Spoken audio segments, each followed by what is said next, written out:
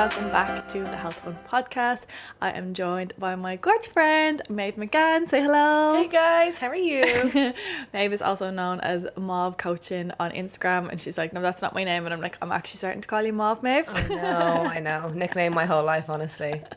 Meadhbh actually always wears pink or mauve or some form of purple, and she's not wearing it today. She's letting the side down. Not representing. I was thinking that when I was changing, but then it was just like all my pink clothes have been used. That's what happens. Like I wear them all and then they're in the wash. So yeah, it's so funny because literally, I think it was Kate that said to me as well that she was like, you're literally like, tell me you're the health one without telling me you're the health one. My laptop has pink on the back of it, the shell. My helmet's pink, my bottle's pink, everything's pink. So I'm a pink fan as well. But me and Meadhbh met here in October. Yeah, first, so I was here, I came end of September, so it would have been after a week or two after I settled in, I came to your first workshop. Oh yeah, my workshop, yeah. So Meadhbh came along to, so we would have met, well, my first in-person workshop, yeah. I did it in Cafe Coach here in Bali, and oh my god, that was such a funny day. So it was torrential rain, and even a half an hour before, it started bucketing about an hour before, but half an hour before I was like, I don't even want to fucking go. So I was like, how would you bail on your own event? And nobody showed up. I remember at 5 to 5 there was no one there, not a single person, and I died. I didn't know that. No, like the fear of rejection was literally like haunting I me at just that left. moment. Yeah, I was like, this is so embarrassing. This is like public humiliation 101 for a sold out workshop for no one to be there. Yeah, but then at the same time sold out, and then it was raining, so at least it'd be slightly no, more. I know. You know what I mean? It's like you sold out the venue. Like that's still epic. I'm like, take the money and leave. But like it was literally like where my brain went in that moment in time, and we're going to talk about like perfectionism, overachiever, all that kind of stuff today. But I died, and obviously people did show up. They just showed up late, which is Bali time. But yeah, we did meet. We met briefly back in, I don't know what, earlier on in the year anyway, when you were here first in Hungry-La. Oh yeah. yes, yeah. I always forget about that. Was that with Anya? Yeah. Oh my God. So you were in a very different place. I was going to say that's a blur. Like I didn't even remember that. That's baffled. I can't believe you've never spoken about that. I know, yeah. I was a different person then. Oh gosh. Do you want to talk about that? Yeah. So my journey in Bali has been a whirlwind, to say the least, but in the best way possible. Obviously, it was very rocky to begin with. So Bali brings a lot to the forefront in many ways. I'm sure you've heard that before. I'm sure you've spoken on it. Oh God, yeah. Yeah. So it's like, I don't know what's in the air here. It's obviously a very spiritual country. It's the ley lines. I've spoken to you about that before. Yeah, the energies. And, you know, in itself, very powerful. And I came here in, was it May? Yeah, on a 2-week holiday, turned to 2 months like sabbatical, I guess you could say, because I quit my job when I was over here, which was very rogue. I remember you saying that. I was like, oh, hi, how are you? And you're like, yeah, I think I just need to move here and quit my job. And I was just like, I'm all for it. Yeah, I just wanted people to tell me to do it, and everyone did. Yeah. So, because at that point in time, like I relied on a lot of people to tell me what to do, and I still struggle with that now. Like I have currently going through a decision-making process, and I'm like, everyone, please tell me. But it is a journey. But then I quit my job and moved here officially September 23rd, because I actually had to go home for 4 months for my own little healing journey that started in Bali, but then I just had to kind of follow through with a bit back at home and continued here. So I started my own online coaching business as well, so it's been a whirlwind. Get it, girl. Yeah, like that's a very succinct summary, because I feel like we'll get into it naturally. Yeah. And did you like immediately set it up when you quit your job, or did it take you a little while to get into that?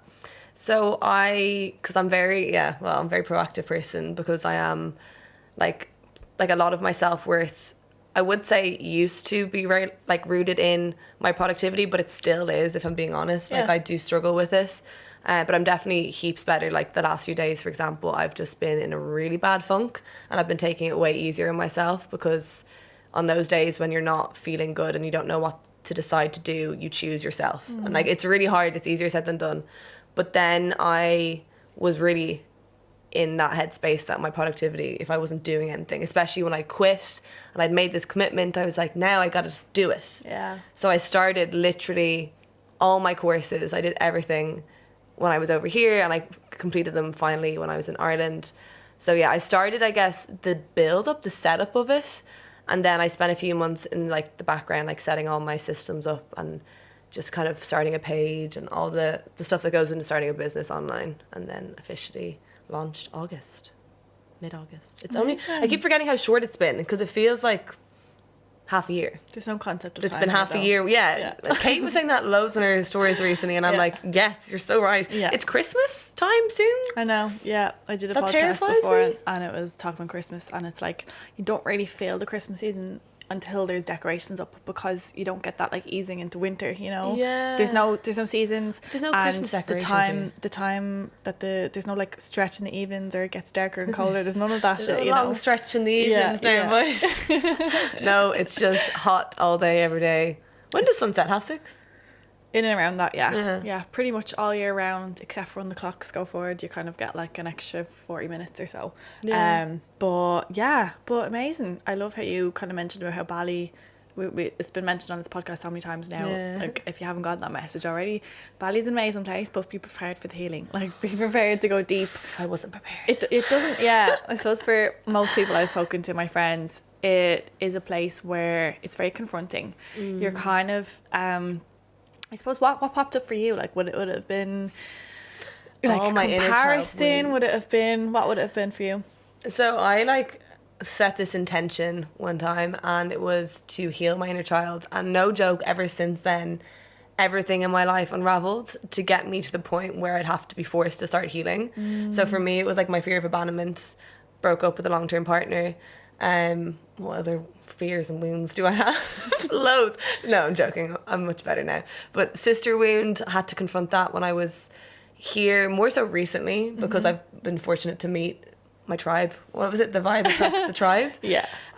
So everything happens for a reason in that sense. But yeah, it would have been like massively, I'd say, fear of abandonment, confronting my perfectionism, limiting beliefs of myself, thought that I just didn't believe in myself, even though everything was telling me to. Like, I was very good in school. Like, I put my head down. I, gave everything 110%. But then even still, I'd look at my grades. They'd exceed what I'd expect. And I'd be like, okay, what's next? Yeah. It was like a momentary high. Yeah. And I didn't let myself be like, well done me. So I think, productivity, it's like the perfectionist trait 101. That's so important to call out, though, that like productivity, perfectionism, and struggling to receive compliments, struggling to receive a job well done, because you always feel not good enough. You're always chasing, you're always looking for the next best thing, you're always feeling that there's something that you need to be doing out there that will validate and improve how you feel about yourself, at the end of the day. And do you think that there was a moment that you realized about the perfectionism? I think I've kind of always known it. Okay. Not always, I'd say. Actually, I would have probably been living in ignorance for most of college. But then I think would have been maybe the last 2 years I've really started to notice that I would be really, really hard on myself for any sort of slip up or any sort of bad day or anything that wasn't perfect, essentially. Like appearance, like I used to, like I came off the pill, for example, last December. And I didn't have spots before, really, because of it. Like, I was on it for my skin. And then when I started getting, like, 1 or 2 spots, like, I would just, like, really fixate on that. And people would be like, I can't even see that on you, Maeve. And it's just, like, I have a really critical eye. And that can be used as a weapon or, like, a blessing, I guess. Because even Kate noticed it. Like, my third day I met her, we went training together. And we were, like, recording content for our coaching business. And I just kept like seeing like this little tiny tag come out of her shorts, and she'd be like, I don't care, Maeve, like it's fine. And I was like, but it's irritating the fuck out of you. So that's the critical eye. It comes in handy when I'm like reviewing people's, like, say if you have an essay written or something, a pitch, a proposal, give it to me, because I'll find every single typo, grammar thing. Yeah. But that's the only time, and it's more of a curse than anything. I can relate to that so much. So that would have been like nurtured in me or encouraged throughout my jobs.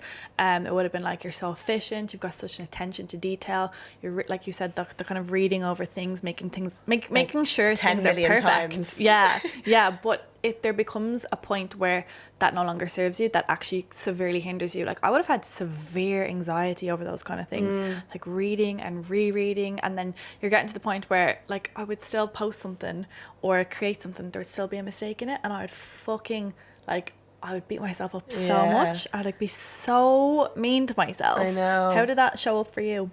So that would have been the same for me in college. Like, as I said, people would literally send me their essays just to review it. Like, I was a professor in the sense. So it would be like that. Like, I'd say my dissertation that I submitted for my master's, I think and this is 10,000 words, I think I reread it, like, I'm talking hundreds of times. Every single thing, every single full stop in the references, nothing out of place. And that added value is so minimal. You know what I mean? Like, when I reflect on it now, like the hours I put in just to have it perfect, but it's like 0.01% added value, I would say. Yeah. Because at the end of the day, professors, for example, they have hundreds of essays to read. General gist of it looks good, they're happy, and it reads well. That's what matters, the content, not what it looks like. Yeah. Do you get me? Yeah. And same with Instagram. Oh my God. But I've let go with that one recently. Have you, like, was there a moment for you that you were able to kind of just be like, I'm not going to do it? Or was it like a transitional thing for you? I'd say since coming here. I think Kate in particular, before I met you. Shout out to Kate. Yeah, so she's like really made me confront like that demon, I guess, because for example now I post on a daily basis, or at least I try to, whereas before I'd like plan everything perfectly, have everything perfected. There was no issue with the captions because I had days to write it, and post, every 2-3 days. Now, because I'm posting, say for example, consistently, like I don't really have the time with my real like client work and everything else going on to perfect it. So I've just had to let go. And when I notice a typo now, I edit it. I'm not going to lie to you. I do edit it. But like, I'm not like, damn, like I'm not like, oh God, people are going to be like, oh, no one cares. People probably aren't reading most of them. Don't give a fuck. Yeah. Like we read more of our stuff than, especially the longer captions. Like, people kind of get the general gist of what you're saying. So yeah. Just learned to let one go. But yeah, this is the aspects I'd say I haven't let go. It's good that you're able to detach your identity from that. Like as you were saying, like you're going through college, you would have been the go-to gal, So there's a lot of validation, a lot of reassurance from that. It was like my skill. Yeah. It is a skill. I shouldn't do that. But. Well, yeah, it is a skill, but there's a difference. Like you said, there's a difference in it being value add and taking value away and really fucking with your head and your whole self-esteem. But was there other ways that would have like showed up for you, or was it just with work and college? So perfectionism. Oh yeah, absolutely everything. So sports, I literally wanted to be the best or nothing else. Like I played tennis, cricket, golf, hockey, basketball, a lot of sports, but like I was only really good at tennis, cricket, golf. And I remember I went to like a very hockey oriented school, like all Southside Dublin schools. And would Northside schools be in hockey? The Southside versus Northside. I don't fucking know, to be honest. Probably not. If I don't. There probably was. Would it be? My scale was camogie and basketball. Ooh, bit of gal. I was a basketball gal. Yeah, with your height. Big fucking lanky stringer straight away. You're real, like you can just like walk over me. Very, very long and very fast, but when it comes to someone that's a little bit stockier, a little bit more muscle on them, I was just like such a lanky thing that literally went fucking elbow to the face. Oh, yeah, I remember you just go flying. Like literally the last few that I got, I remember just literally being like, actually fuck you, I'm done with this. I'm done with getting my face bet around and again basketball. Yeah, no, that sounds awful. It is actually weirdly and deceivingly like aggressive. Oh, it's a non-contact sport, but it's fucking contact. It's contact. And when it gets to that point, you're literally like, and again, this can come into like, I suppose it was girls' teams, girls' bitchiness, kind of were pitted against each other, really, aren't we? I suppose we can talk about that in a second. Yes. But I would relate to that as well, like the competitiveness and not being good enough. And I would have quit at things, like, if I wasn't that good. I think it's really, and like, the more I speak about it to people, the more I realise I'm not alone. Like, it's really refreshing, because I was like, am I just like, is there something really wrong with me that I just like need to be the best or I go home? Because that's what happened, that's what happened with hockey. So okay. I was on like the A team in first year, because like everyone was kind of on the A team in the sense. There was like an A, B, C, probably D team. And I think as I started getting more serious about school as well, I had to like, you know, start to kind of give less energy to it. And also I just naturally wasn't as good as some of the girls. Like they was really, really good. Also, you have to be quite aggressive in hockey. And, you know, I would be able to fulfill that role if I had to. But yeah, it's quite scary sport at times. So I remember I got demoted one of the years to be... Demoted. I was 13 and I was like, what is happening? So then I think after third year I quit. And then I became the captain of the junior club like cricket team and stuff. So like that was like... that fulfilled my right, I'm good enough. But yeah, that's because there was like 7 of us that actually knew how to play cricket. I was imagine you playing cricket like it is. Like I can show you guys. It's all the posh sports. We didn't have that in the north side. No, and it's a weird one because like Alex, like my school wasn't good at it naturally. Like we didn't have a strong team. But I got into it because my uncle actually played for Ireland. Okay. So then I was like honouring him and his memory because he passed away when he was young. So then I was like, it's in our bloodline to be good. Let me just give this a go. And I actually was good. Don't knock it till you try it. It's boring to watch. Don't watch it. Yeah. I don't watch it. I want to. Yeah. I don't play it anymore either. 2 of the lads that were here, actually, they played it. They were playing for England. And I was like, say what? On the pod? Or in Bali? No, in Bali. But anyways, we're absolutely sidetracking here. I guess, I suppose, like, inevitably it does come back to, like, you seeking that validation, that external validation, you seeking that worth in yourself. Your identity really is that, like, perfect good girl. It's really funny how we spoke about as well that like I would have struggled with perfectionism, would have struggled with control, low self-worth, all that kind of stuff, and my response was to retaliate or rebel or not let people tell me what to do. But you were very much like identified with being told what to do. Girl. It's so funny because my perfume is good girl. It's a fucking beautiful perfume. It's so good. But it, like, to be fair, so I think that's actually an interesting one to touch on because I think I conformed that identity, at least in the eyes of, like, say, my family, like influential people in my life when I was especially younger. But then it's not that I was like a bad... I hate that word. What did you say? A bad girl? Like, what would you say? Naughty. I wasn't that I was like mischievous or anything when I wasn't with family, but I think I had to like... I felt like I was playing a role a lot. Yeah, exactly. Up until very recently, to be honest. Like who I should be in their eyes. One being really good in school, going into corporate life, kind of fulfilling like their dreams for me. And very understandably so. It's like very much like typical of that generation. It's like they see stability in that type of career, and I completely understand it. But I always felt like I kind of had no say, or at least I perceived that I had no say in where my life was going. So I would do that. So on the surface, I was fulfilling that.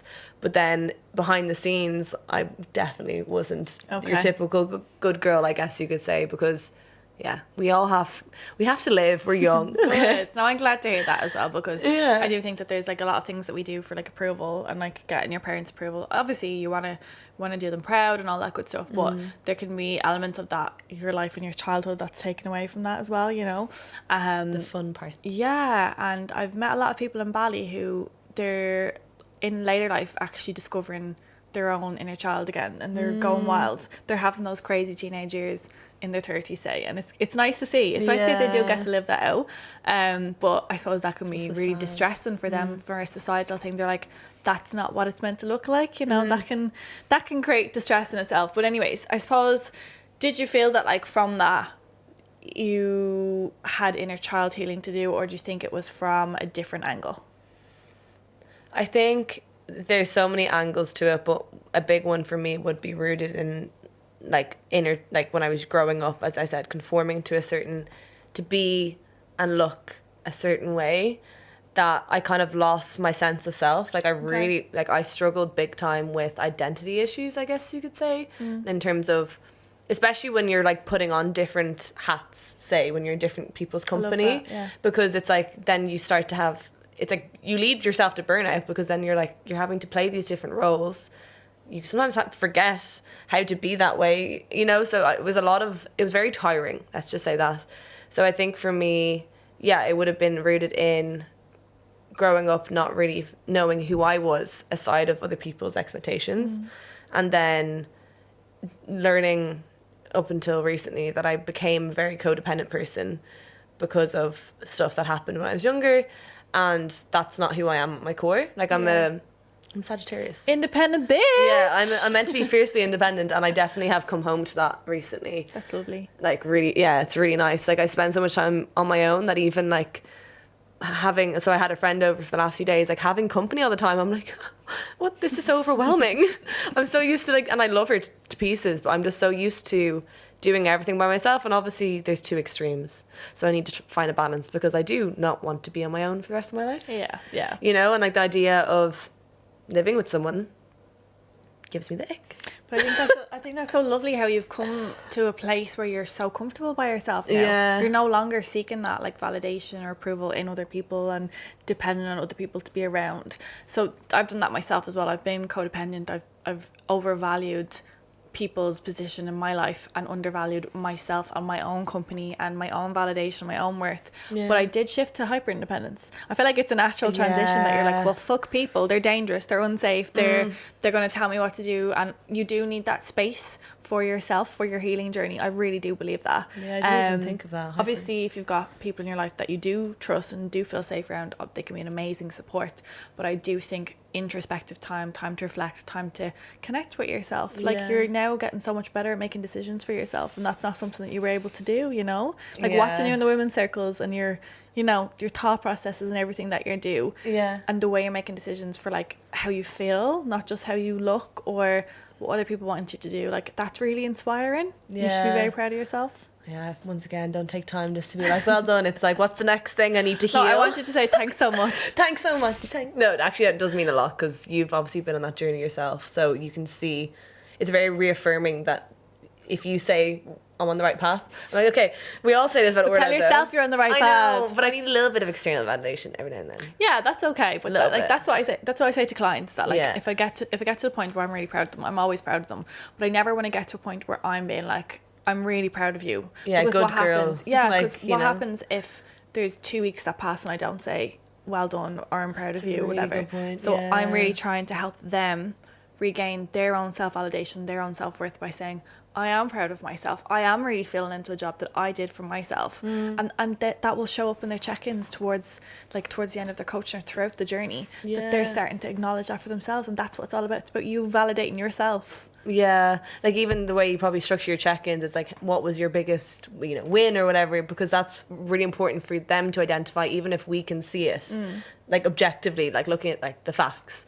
But sometimes it is like you have to recognize it yourself. Yeah, so tease it out. Yeah, but it's so easily done. Like, you've had years of conditioning to think a certain way and to believe whatever about yourself without other people's validation. So it's not going to be an overnight thing. Like transition out of perfectionism, like transition out of control of any type. Any type of behavior change that you're trying to move away from, there is going to be that issue. But I suppose, you said you were codependent, would you have had a lot of close friends at that time, or would have been codependent on like romantic relationships? So when I was younger, I always had like a best friend, like one best friend. And then I guess when I got older, it would always be like, relationships. Like, I think I've been in and out of relationships. I've only had 2 real ones, really. But like together, cumulatively, 6-7 years.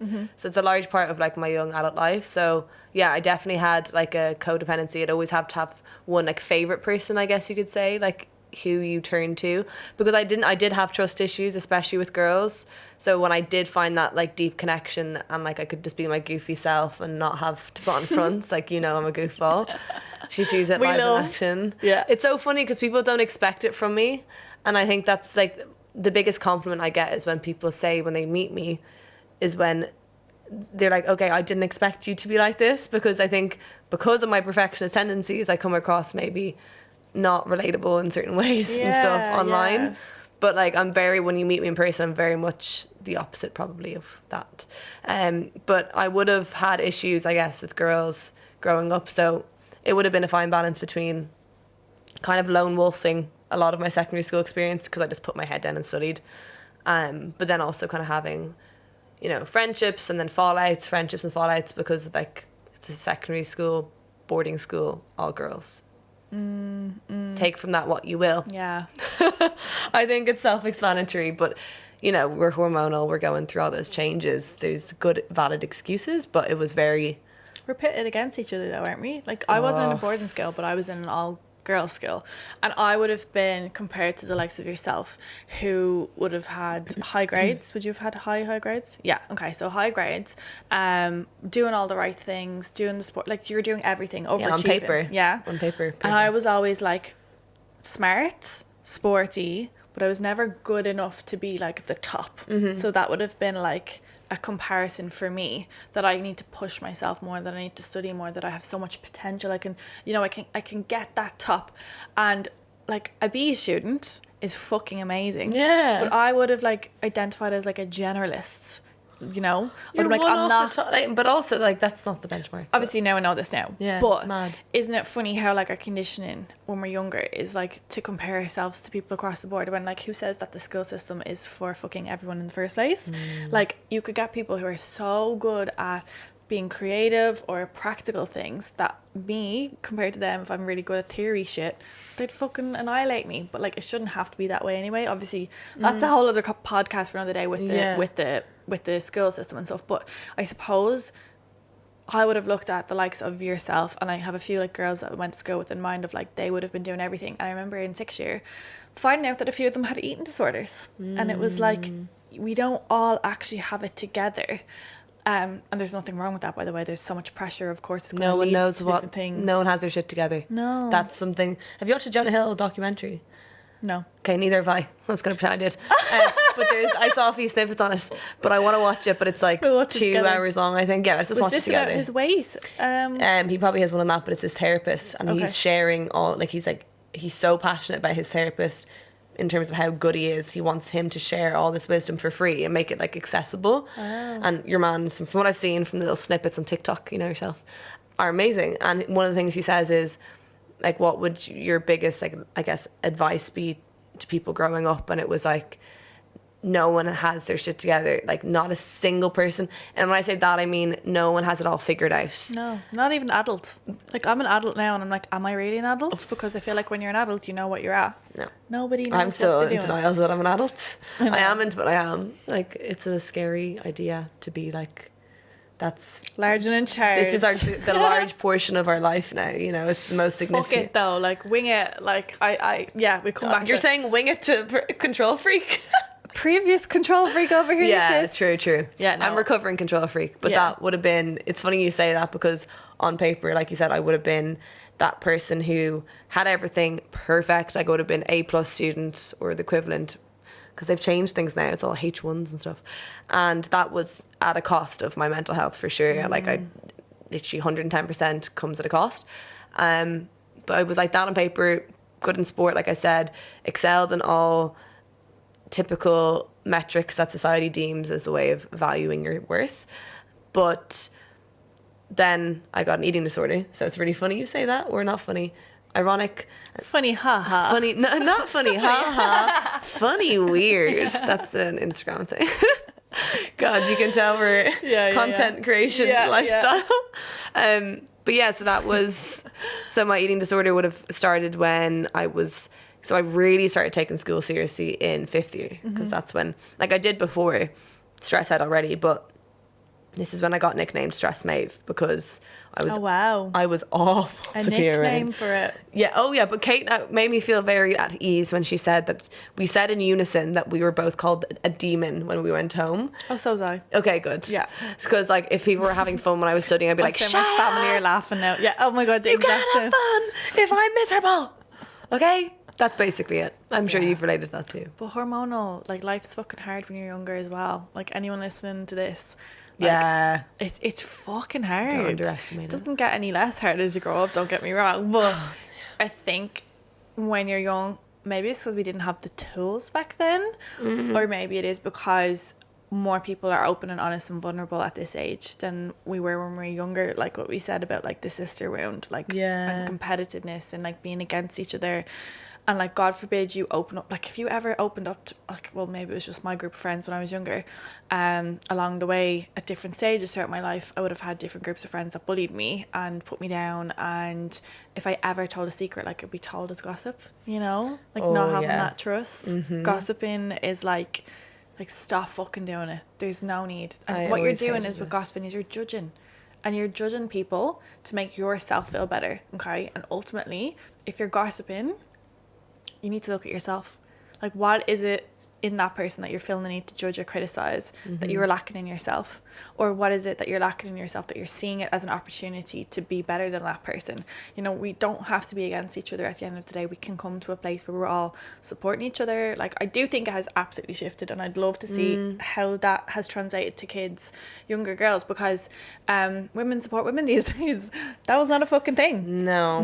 That's because we weren't taught to. Like you said, we're pitted against each other, especially when, you know, I think when we started becoming more educated, you know, that shift in time, and then our self-worth was valued based on that.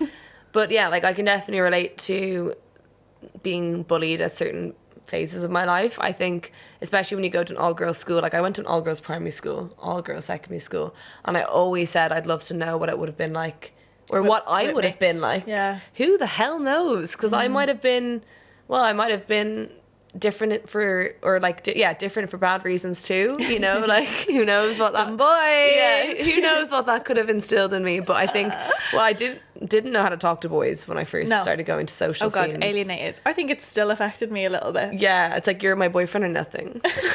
We can't just be friends. Is he flirting with me? He's flirting with me. That happened in the gym the other day. Like, I was like, surely that was flirting. And then I realized he had a girlfriend, and I was like, damn, I thought I got it this time. Yeah, cracked the code. I just don't. I'm so also out of the game. I don't know how to flirt. I think that's hard. Yeah, I haven't dated in a while, and like, even to talk to someone on fucking Hinge or Tinder, I'm just like, I can't bring myself to it. I don't know how to reply to this because they're boring. You're gonna make me a profile.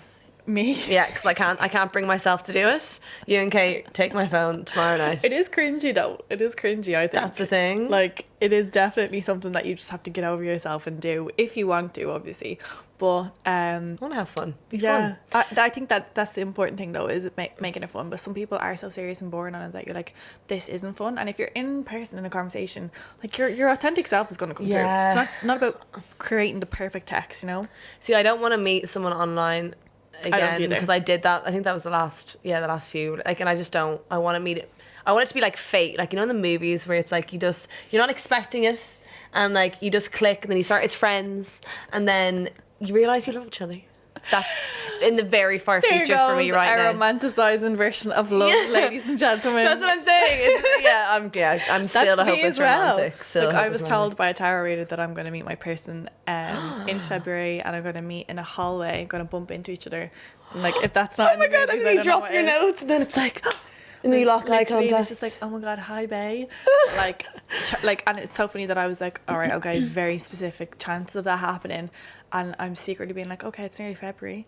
You know, like, February, I have this that's romantic in us as well. Hopefully before Valentine's. But I weirdly got. How much are we sidetracking? I know, but I really like this. Yeah. I really got on the pattern. I don't know if you guys have this app, but get it if you don't. It kind of like correlates your everything with your birth chart. And it was telling me today, when I'm feeling shockingly bad, not gonna lie, this morning woke up feeling like shite, and it was like, a person's gonna enter your life in this phase that you don't normally, you know, wouldn't normally be attracted to, but you won't be able to help the connection. And I'm like, oh my That's god, lovely. Who is this gonna be? So if you're listening out there, I'm not ready today, but maybe next week. Yeah, come back in 3 to 4 working weeks. Yeah, maybe not even next week. It'll be Christmas and you'll be in your full celebrating mode. So that's a good time. Yeah. So you can come then. I give you permission. But going back to, we got so sidetracked, going back to the bullying thing, and this is actually more serious. We can ebb and flow between serious and funny, because that's just who we are. Yeah. We have our deep chats and we have our funny chats. That's what I love about our friendships. Oh yeah, I think that's so important about friendships, that you're able to be vulnerable with each other, able to hold space, but you're also able to just take the fucking piss out of each other. Oh yeah. Like, Meadhbh always has chocolate on her face. I actually, the whole pod I've been thinking maybe I have chocolate because I have a protein shake over there. And it like exploded. It's on my shoe. Look, that's chocolate. But you're so like me with that, like the explosions, everything that happens. You're just like that's just you at the core. Yeah. And like, isn't it funny if we kind of go back to like the masks and stuff? Like, that's what makes you fucking so special. Yeah. But what you thought made you special or worthy or whatever, lovable, was like being who people wanted you to be, or being a version of yourself that was successful on paper or whatever, when this is what I actually love about you, like, this is what, but like, it's people's characters, their personalities, their mannerisms, like, that's what fucking lights you up about your friends, your family, your loved ones. And like, that's what we need to fucking think about ourselves at the end of the day, not this perfectionism, like giving ourselves permission to come out of that fucking headspace. But it obviously is a little bit of work, like what you're saying, the conditioning and like bullying and stuff like that. Like, did that cause you to kind of think of a certain version of yourself? Oh my gosh, yeah. Such a sad little wounded, scared girl who didn't understand other girls. Because I was very trusting by nature. I still am, actually, at my core.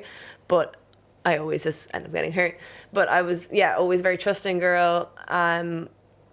Just loved, I was a girl's girl when I was young. We're talking maybe 6, 7, 8, 9. Like, I had a massive group of girlfriends, but it was a group of girls going through, you know, starting to look at how we look and being pitted against each other, being competitive in school already then, sports, everything. And I was bullied then by like the leader of the group, of the pack. And that's like not atypical at all. Like, that's pretty... No, I've had that experience. That makes sense. As well. Yeah. But it was, like, in hindsight, reflecting on it, it was rooted in jealousy. And that's not something I actually like to admit, because I used to always feel quite self-conscious of coming across as, like, cocky, you know? Oh God, yeah. I've experienced that myself as well. But it is, like, it's important to acknowledge that, like, someone being jealous of you, or even like the whole intimidating thing, it's not anything to do with you, it's actually something to do with themselves. You know? Yeah, because like, I think because I was quite, as I said, trusting, but then I also wasn't very assertive, and I think I overcompensated for that then growing up. I became the other extreme end, that because that used to happen to me, I'd be the Karen of the group, as you know, when I needed to, you know, I'd be the person to stand up for people because I knew what it was like to be walked over. And I took the extreme opposite approach, but that was very hurtful, and I think it made me lose trust in girls then. And then it happened too in secondary school. I hated bitchiness, like, never related to it, never wanted to partake in it, because I just knew what it felt like to be in the receiving end. And that's not me putting myself on a pedestal, I just didn't understand it. Yeah. And that was like, so I didn't relate to that group of girls, like the popular group, because then they'd all be talking about to each other, but then they were all best friends, and it just fucked with my head. Yeah. So you're not friends. That doesn't make sense. I know. Why would you want to be in that? I had that realization as well, but unlike yourself, I would have actually been so blinded by that, and I would have been going along with that. I would have been engaged in the gossiping. Like, I'm not a fucking angel. For years I would have just gone along with what I thought I needed to do to fit in, you know. I wouldn't have had that separation and step back and realization until a few years down the line, you know. But mine wasn't like this, once again, not a pedestal. Mine wasn't a realization. No, you're not on a pedestal, don't worry. Okay, good. Mine wasn't a realization. I was kind of always a little bit different as well. Like, all my friendship groups would have always been like small one-on-one friendships that kind of, when I bring them all together in the room, I'd be like, oh my God, this is such a random group of people. So I think I just always was like, I couldn't, because I can't lie. I'm a really bad liar. Like, you'll know my tell for lying is like when my eyes start to widen. Oh, really? So like my whole family know it. So because of that, I was like, right, we just can't lie. We're just going to be a true, authentic person. But because of that, like, I just couldn't be fake. And that was just me. So I was never, even when it was damaging to my mental health, it would have probably helped me if I just sucked it up for a little bit, because I got bullied for it. I was quite ostracized. And then, because of that, I probably threw myself more into being perfect, which probably worsened my case then, because the jealousy then is worsened, because then they see me as this picture perfect person, and I wasn't. I was actually really unhappy. And then eating disorders come from that, and loneliness, isolation, untrusting of females, which has since healed. That's nice. Yeah, like with the particular group anyway, I haven't come across one so far in my time here, at least in a while, that I've been like, I don't trust you. Yeah, no. But you get the vibe, you know, with someone's being themselves, and all of us are very much ourselves. So yeah, and I think, like, what's important there is, like, you're still trusting of people, but with boundaries. Like, you get taken advantage of when you're naive, when you don't know. Like, I suppose it's part of growing up, isn't it? That, like, you're learning as you go. Like, no one teaches us this shit of being dead wide to gossip or dead wide to bullies or whatever. So, and sometimes it's, you aren't aware of what the situation is until it's happened quite a good few times, you know, and it's about patterns, I suppose, rather than incidents. And that's when you kind of have those realizations. But I suppose, was there anything that kind of helped you move through all of this? I'd say, it really is only very recently that all this has started taking a shift for me, if I'm being brutally honest. Like, I'd say it all started with starting to love myself, actually, yes, if I'm really thinking about it, because, like, you know, we can start blaming other people for things, but at the same time, it was probably rooted to this intrinsic sense of, as I said, dependence on other people for validation, loss of identity, and just lacking any self-love and self-worth, which meant I didn't take care of myself. Like, I know I said I'm very sporty, but then at the same time, my nutrition was really bad. I was a very picky eater, which then transgressed into a picky eating disorder, or orthorexia. What's it called? It was ARFIDs? ARFIDs, because I didn't actually know there was a term for it. So I had ARFIDs growing up, if I really reflect on it. And then when I was going through this, like, traumatic incident when I was in 5th year, I then, as a control response, developed orthorexia. At least that's my therapist's evaluation of that situation. And yeah, it just, I think that all kind of came, especially from those incidents, your sense of self-love really starts to take a hit, and you just feel meaningless and worthless. And then, oh, baby girl. Yeah, but I say that so, like, matter of fact now, because I think I've cried about it for so long. And you know, even doing that inner child meditation we did on Monday, like, I still have my moments when I'm like, obviously I really feel for that younger self. And it's nice to have come this far now that, like, everything I'm doing now, it's in name of her. Like, it's like I'm never going to let myself get to that point now where I lack so much self-love that I'll let myself and my standards slip. Yeah. I won't drink my water, although in saying that, I've drank a litre today. I need to drink more. So that's things like good that. Going, no? Yeah, not enough. I'm on my luteal phase. I need to drink more water.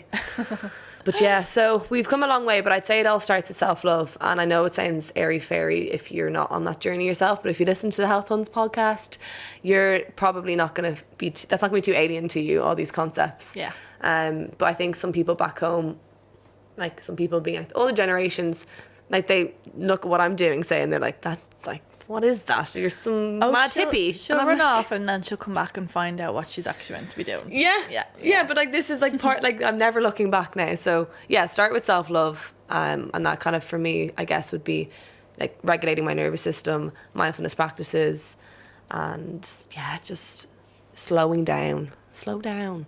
Amen to that, sister. Amen. I think when you're running in that, like, control state of your nervous system, you can feel like you need to keep going, you need to keep achieving, you need to keep striving, but it's actually in slowing down and being with yourself, that's where you get the healing. I suppose just to mention on ARFIDs, like, so ARFIDs is avoidant restrictive food intake disorder, I think it stands for. Yeah. So being a picky eater is obviously something that people will struggle with a lot as when we're younger, and, like, I suppose I'm not going to go into that too much today.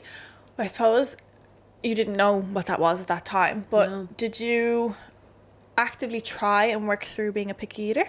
Oh yeah. It's very much an intentional act, and I still, like, so I'm a vegetarian, pescatarian, I eat fish purely for the health benefits. Yeah, I'm a pesky. See, veggie's easier. Yeah, pesky kind of sounds like you're a pest. So yeah, I'm a pescatarian. I transitioned from a vegetarian for 4 years into pescatarian the last 2 years, give or take. I think it's 5.5 years. But I used to gag when I ate fish, and I say I used to as of last year. Like, reflecting on this is so funny. Like, I would be sitting at, like, my boyfriend at the time's family dinner table, and they'd all be like civilized, normal human beings eating their salmon, and I'd be there in the corner like, and I really had to really try hard, and I did push through it. Like, there's obviously techniques you can, like, employ that will help you get through it. I kind of used to just wash it down, like the taste. But now I love it. So I pushed past it. I still struggle a little bit with some of my veg. Like, I'm very particular about the veg that I like, but I do get it in. Like, I had a oatmeal this morning. I used to hate apples because of the feeling, the texture it had, which is such a weird thing. Like, I was a texture picky eater as opposed to taste. Yeah. And so I used to hate it. But now, like, you know, even if I don't like it, I just eat it. Like, I'm an adult. Sometimes you do just have to suck it up. Like, not everything is going to be tasty. But I think that was part of it too. I think what's also important is that you, like, with exposure and with time, you understood that it was safe. So, like, it's important. Like, we kind of laugh off being a picky eater, but it is something that, like, is very, very physiologically triggering as well as psychologically. Like, you were gagging, people can get sick. Yeah. Like, it's very much something that if it is affecting your kid's life, your own life as an adult, it is something that you need to look at and approach with compassion. Like any sort of eating disorder or issue with your relationship with food or relationship with yourself or mindset, limiting beliefs, whatever. You have to acknowledge that although it's not common, or it's not, people that would say it's weird, like even you said that was weird. It's not weird, it's just something that you have learnt or feared, developed as a fear, let's say, over the years, and I've learned to cope with. And maybe it was like a subconscious element of control, or it was literally the fear. And you have to understand the gut-brain connection that's associated with that as well. And that's something that can trigger for people. So some people in high times of stress can either be very much an emotional eater, overeat, or some people can undereat and feel like they have zero appetite and they feel sick even looking at food. So you have to understand that kind of psychological side of it as well, and it is something that you were able to do with time, with exposure, and eventually come through it. So I suppose, of course, we do have to kind of come through the other side and be like, okay, I'm a fucking adult now, but you did get there by helping your body come on board with that way of thinking with your mind, you know. That's such a good point. Like, I'm kind of glossing over the journey a little bit. Like, I like to make fun of it because I think that's how I was conditioned to look at it. And to be honest, when I first started trying to overcome like these picky eating tendencies, especially when I was getting more into like the gym and training and nutrition, it didn't actually work when other people forced it on me. Like, I have literal flashbacks of like people like chasing me around jokingly being like, eat this, and I'd be like, it would increase my fear, and then I'd be like, like you said, in your stress state, so like, it's not ideal. But it was funny at the time, but like reflecting on it, I'm like, that actually didn't achieve anything. It was only when I started, once again, go back to self-love, I wanted to start taking care of myself. I wasn't nourishing my body with the foods that I wanted to nourish it with. Like, I was just eating, I ate plain pasta until I was 16. And were you a vegetarian at that point, or is just pasta the only thing you liked? So I just loved pasta. Like, I was a pasta queen, and I still like. I actually haven't had pasta in months now, but that's not out of choice. It's just not really. We're in Bali. No, I can hook you up with some pasta places. Pasta deal and pasta bar if you're in Bali. I've heard good things. Actually, I might have that tomorrow night. But no, it very much was based like it was just pasta, and then it wasn't because I didn't like meat. I don't think. So much as I found it boring. Like, I found chicken boring. So I was like, I'd rather just have plain pasta. And then when I was, as I said, I developed like an orthorexia eating disorder.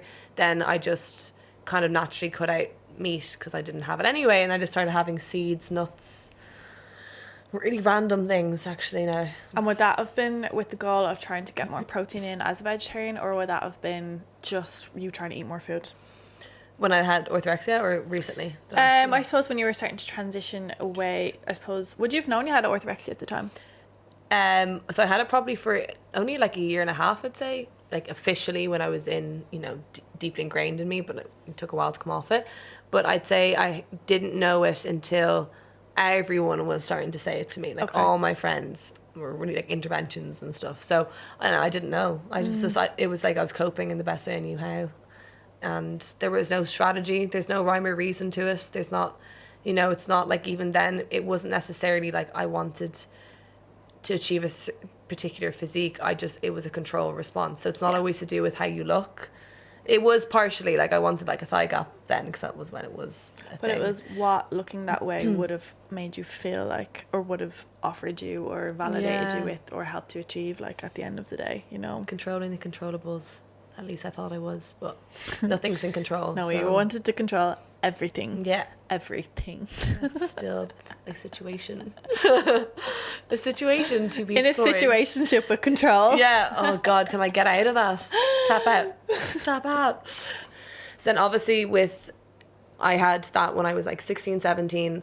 I started overcoming it, I guess, in college years, but it's only recently that I've really been taking care of my nutrition, like making sure I'm getting my veg in, my protein, and like my carbs and fats, but particularly protein's hard as a vegetarian, especially in Bali. And that's actually something that one of my like followers, I guess, asked me in like it sounds weird, in my Q&A in one of my podcasts, because I think it's something people struggle with, and it's really hard, especially I'd say even more so as a vegan. Like, I love my cheese, I love my chocolate, so I'm not a vegan. Respect the grind though, but I'm vegetarian, and that in itself is challenging enough in Bali, especially if you struggle with picky eating. So as I said, picky about my vegetables, which is ironic, but getting it over here, an ordeal. So I have my protein shake there waiting for me after, because I do have to supplement a little bit, and it's not the ideal way to get your protein. Obviously, ideally eat as much as you can, and then when needs be, you kind of have to look to some supplements to help. You can get vegan whey protein and stuff, but my first time here, I know I've had a few nice ones. No, I'm only joking. I would love to like it. I like the fake. I think I've become accustomed to the fake tasting of it. Yeah. Because I kind of started having vegan protein, because my skin doesn't respond well to too much dairy, because I kind of didn't have as much when I was starting to become vegetarian. Then suddenly I was just having loads of shakes. My body was like, what's going on?